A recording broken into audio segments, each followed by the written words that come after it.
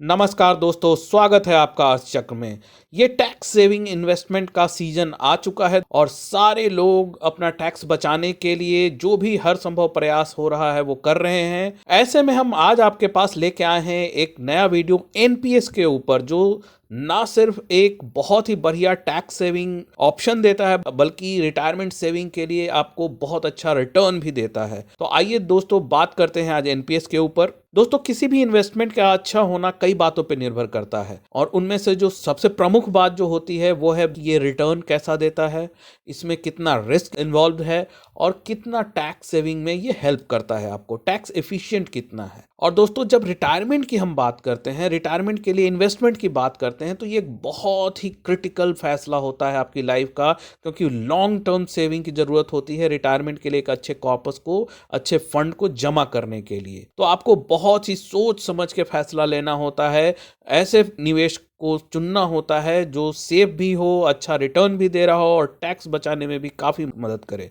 तो इन सब कसौटियों पे जब हम एनपीएस को रखते हैं तो एनपीएस इतनी ज्यादा टैक्स सेविंग आपको करवाता है कि इफेक्टिव रिटर्न बहुत ही बढ़िया बन जाता है और ये हर इन्वेस्टमेंट पे भारी पड़ता है। और ये हम आपको बताने जा रहे हैं दोस्तों कि ये कैसे होता है। कैसा लगेगा अगर मैं ये कहूं दोस्तों कि मात्र 4,117 रुपया मंथली लगा के, मंथली इन्वेस्ट करके एनपीएस में आप 1,17,00,000 का फंड जमा कर सकते हैं और उसको रिटायरमेंट के लिए यूज कर सकते हैं। तो देखते रहिए ये वीडियो दोस्तों, हम पूरे डिटेल में बताने जा रहे हैं कि ये कैसे संभव है। दोस्तों, आगे बढ़ने से पहले रिक्वेस्ट है कि इस वीडियो को लाइक कर दें। अगर आप ये वीडियो YouTube पे देख रहे हैं तो हमारे चैनल को जरूर से सब्सक्राइब कर लें दोस्तों।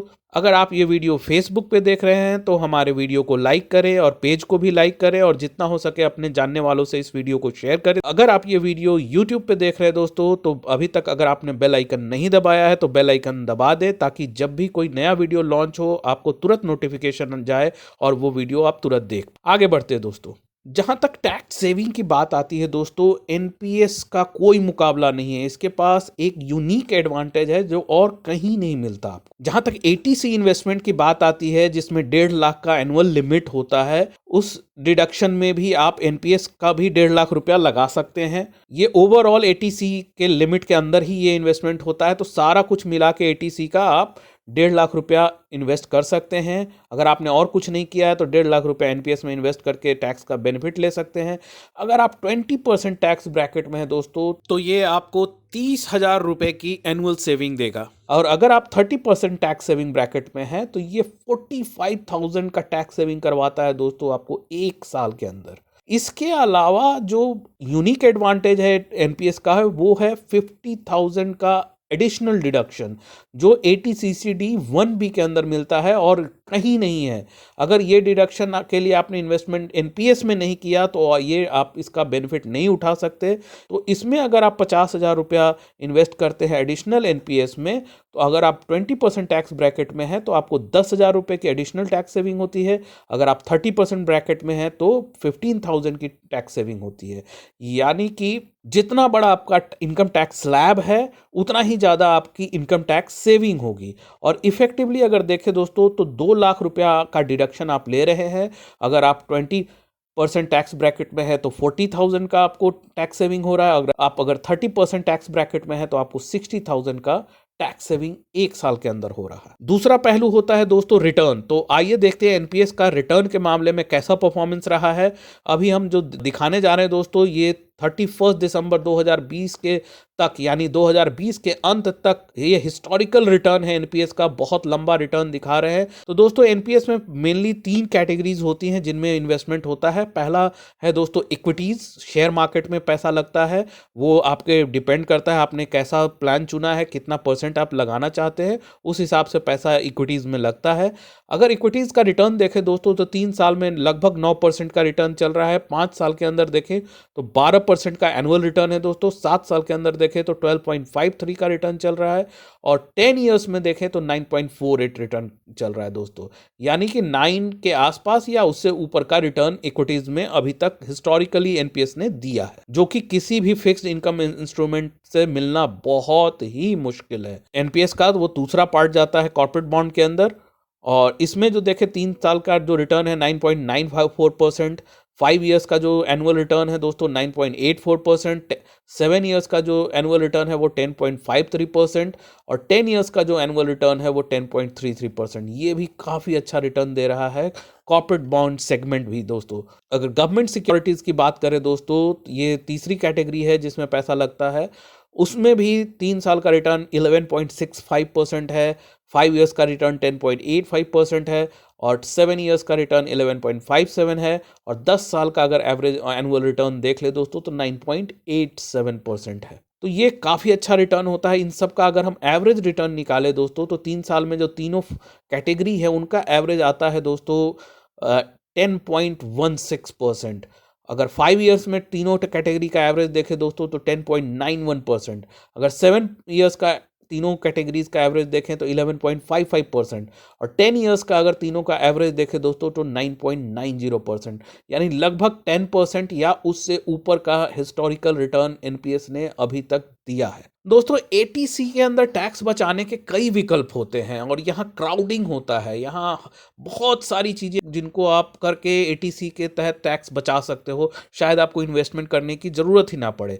तो एटीसी में जो कई सारे विकल्प है उसमें होम लोन का प्रिंसिपल है दोस्तों, जिसके ऊपर आपको मिलता है एजुकेशन फ़ी, बच्चों की आप जो भरते हो स्कूल फ़ी, उसके ऊपर भी रिबेट मिलता है। ईपीएफ जो आपका सैलरी से डिडक्ट होता है उस पर भी ये एटीसी का एडवांटेज मिलता है। लाइफ इंश्योरेंस की अगर पॉलिसी आपने ले रखी है तो उस पर भी एटीसी का बेनिफिट मिलता है। तो इन सब मिला के ज़्यादातर लोगों के साथ ये केस होता है कि उनका 1.5 लाख का जो लिमिट है एटीसी का वो वैसे ही एग्जॉस्ट हो जाता है बिना किसी एनपीएस इन्वेस्टमेंट के। तो वो भी सही है कि अगर आपका 1.5 लाख का लिमिट वैसे यूज हो जा रहा है तो वहाँ आपने टैक्स सेविंग तो कर ली, लेकिन जो एनपीएस का 50,000 का एडिशनल बेनिफिट है वो आपको किसी भी एटीसी इन्वेस्टमेंट से नहीं मिलने वाला। इसके लिए आपको एनपीएस में इन्वेस्ट करना ही होगा। तो ये डिडक्शन बेनिफिट लेने के लिए आपको एनपीएस के अलावा और कोई रास्ता नहीं है। तो अगर आप इसमें जाते हैं दोस्तों और ये 50,000 रुपया साल का लगाते हैं एनपीएस के अंदर, तो देखते हैं उससे आपको एडवांटेज क्या मिलता है। अगर आप 20% टैक्स स्लैब में हैं दोस्तों और ये मात्र आप यही एक इन्वेस्टमेंट एनपीएस में करते हैं 50,000 का, तो जो आपका एनुअल टैक्स सेविंग आएगा वो 10,000 रुपये है। तो 10,000 की टैक्स सेविंग आप 50,000 के इन्वेस्टमेंट पे कर लेंगे। रिटर्न तो बाद में आएगा, पहले तो ये सेविंग आप देख ले 50,000 लगा के आपने कर लिया, जिसके लिए और कोई दूसरा विकल्प नहीं है।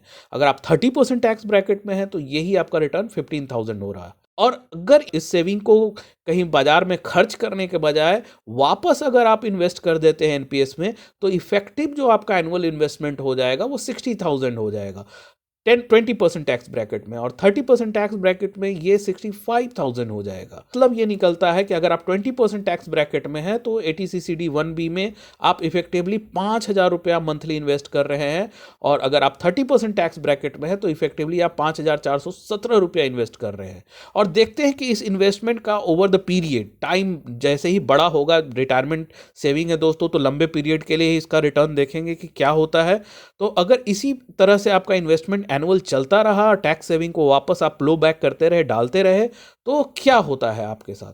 तो दोनों इन्वेस्टमेंट पे देखेंगे दोस्तों, जब आप 20% ब्रैकेट में टैक्स सेविंग डाल रहे हैं और 30% ब्रैकेट में टैक्स सेविंग को डाल रहे हैं, अगर आप 20 ईयर्स तक छोड़ देते हैं ये पैसा एनपीएस में लगातार डालते रहते हैं, तो जो आपका कॉर्पस बनता है 20 साल में दोस्तों वो 35.91 लाख बनता है 20% टैक्स ब्रैकेट में, और 38.91 लाख बनता है 30% टैक्स ब्रैकेट में। तो जैसा कि आपको मालूम होगा दोस्तों, एनपीएस का जो भी कॉर्पस बनता है रिटायरमेंट के टाइम पे उसका 60% लमसम दिया जाता है और बाकी की एन्युटी लेनी पड़ती है 40% की। तो 20 साल बाद जो लमसम राशि आएगी, 5,000 रुपया इन्वेस्ट करने पे 21,54,000 रुपया आ रहा है, और 5,417 रुपया इन्वेस्ट करने पे 23,35,000 आ रहा है।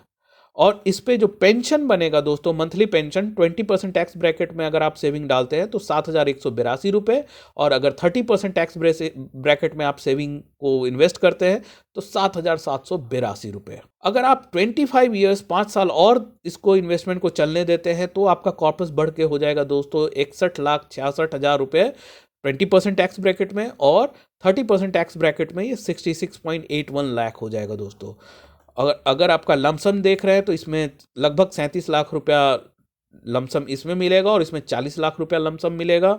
और जो पेंशन है दोस्तों, ये लगभग 12,332 रुपया 20% टैक्स ब्रैकेट में मिल रहा है और 30% टैक्स ब्रैकेट में 13,362 रुपये का पेंशन बन रहा है दोस्तों। अगर आप ये कॉर्पस को 30 ईयर्स तक ले चलते हैं, जैसे आज आपकी उम्र 30 ईयर्स है और 30 ईयर्स तक आप ये इन्वेस्टमेंट जारी रखते हैं, तो 60 साल के जब होंगे आप, तब तक आपका कॉर्पस 1,03,00,000 हो जाएगा, ये 20% टैक्स ब्रैकेट में। और अगर आप 30% टैक्स ब्रैकेट में अभी से हैं और 30 साल तक इसको चलाते हैं, तो जो कॉर्पस बनेगा दोस्तों 1,17,00,000 का कॉर्पस बनेगा।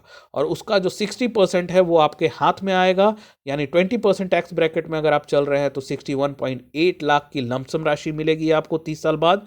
और अगर आप 30% टैक्स ब्रैकेट में चल रहे हैं तो 70,20,000 रुपये आपको लमसम के रूप में मिलेगा। और इसके अलावा जो एन्युटी बनेगी, पेंशन जो आपको मिलेगा, पेंशन को हमने 6% पे लिया है दोस्तों, ये हिस्टोरिकली ये काफ़ी अच्छा एवरेज रहा है ये काफ़ी दिनों तक।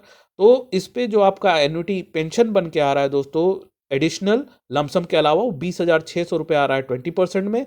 और 30% टैक्स ब्रैकेट में ये 23,400 रुपये का मंथली पेंशन बनेगा, लाइफ लॉन्ग पेंशन, इस लमसम के अलावा। और अपने रिटर्न ऑफ परचेज प्राइस का ऑप्शन लिया होगा, तो ये जो 40% पे एन्युटी आपने खरीदा है वो परचेज प्राइस वापस नॉमिनी को रिटर्न कर दिया जाता है आफ्टर डेथ ऑफ एन्युटेंट। उम्मीद है दोस्तों ये वीडियो आपको जरूर पसंद आया होगा, और अभी तक आपने अगर लाइक बटन नहीं दबाया है तो वीडियो को अभी जरूर लाइक कर दे दोस्तों।